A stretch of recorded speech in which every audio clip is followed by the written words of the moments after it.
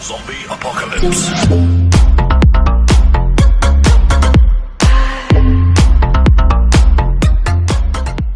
Hello everyone, AtomicDudMan here, and I'd like to welcome you to another Nuclear News segment. Today, I will be reporting on the trouble we as gamers are facing with the upcoming Gotham Knights video game. Could we potentially have another Marvel's Avengers situation on our hands? Let's find out. So, in my latest video, it shows that 91.6% of you are not yet subscribed. If you could, please click that subscribe button. It really helps the channel out a lot. What this channel is really about is pure gaming news, game reviews, and a voice for the community's wish list of what we want in future titles of upcoming video games. I try to upload at least one time a week, so if you want to be notified when a new video goes live, hit that small little bell icon down below. With all that being said, kick back, relax, and enjoy today's show. As one of the most anticipated games of 2021, Gotham Knights has some big bat-shaped boots to fill when you take the streets as one of Batman's 4 prodigies. While the Batman Arkham series of video games focused on a lone Caped Crusader, developer Warner Bros. Montreal is taking a different approach and emphasizing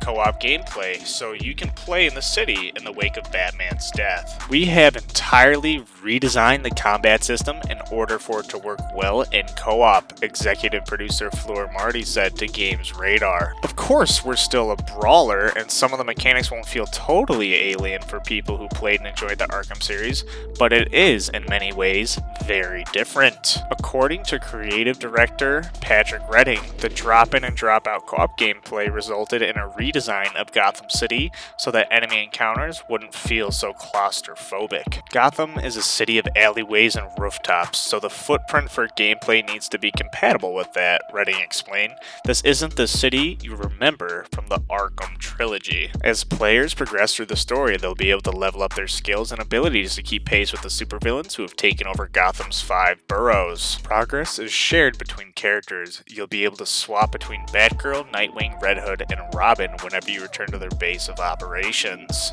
New gear, costumes, and gear can also be unlocked within Gotham Knights' base of operations, allowing you to further refine your playstyle between the heroes. Enemies will also scale to your level, which will result in you being able to spend more time experimenting with different characters and playstyles, which also results in less time spent grinding for experience points. Despite the multiple characters and options, this isn't turning into a full-on role-playing game. Due to the nature of the online experience of Gotham Knights, it will also become a live service. Originally spotted by Twitter user MaroNL3, a job listing for an MBA intern was recently posted to the company's website. Underneath all of the expected language in your average job posting is a statement that may shed some light on Warner Bros. Games' future plans. Warner Bros. Interactive is currently involved in a variety of new projects, ranging from casual games to core games featuring our well-known franchises on all platforms, including console, digital, and mobile,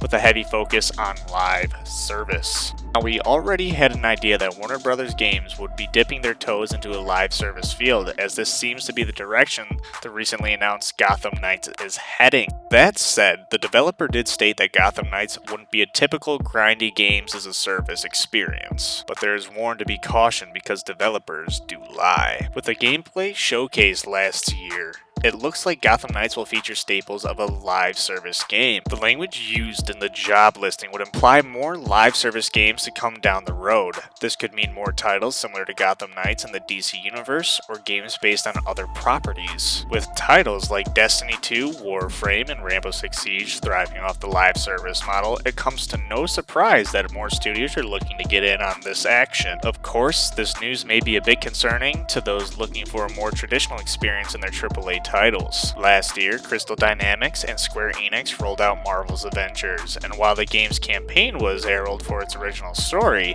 the game was heavily criticized for its live service components. Future projects have yet been announced by Warner Bros. Games outside of Gotham Knights, so time will truly tell if the studio does indeed to follow suit of other companies and focus more on live service titles. I'd like to take a moment to express my gratitude to my supporters and patrons. If you want to become a member today, the link is down in the description below, but here's a special thanks to LJK1232. And if you enjoyed today's show, please make sure to subscribe because 91.6% of you are not subscribed yet, and I personally would really love to see you around the channel more often. Make sure to hit that tiny little itty bitty bell icon to get notified once a week when a new video goes live. Stay tuned for another Nuclear News segment. I really do hope all you enjoyed your time with me, as I always do with you, your host, AtomicDudMan, and until next time.